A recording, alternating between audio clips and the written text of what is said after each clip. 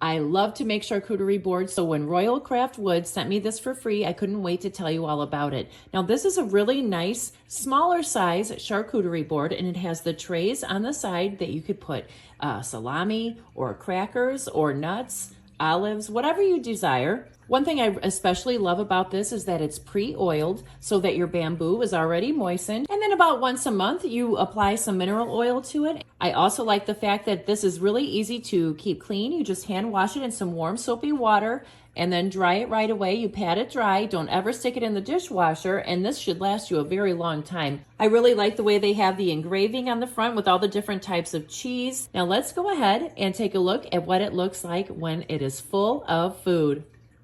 As you can see, this charcuterie board is perfect for any small dinner party, a personal little charcuterie board, a romantic dinner, or just something to have on the side. There are so many different combinations of goodies that you can put on these boards. I really love mine, and I think you'll love yours too.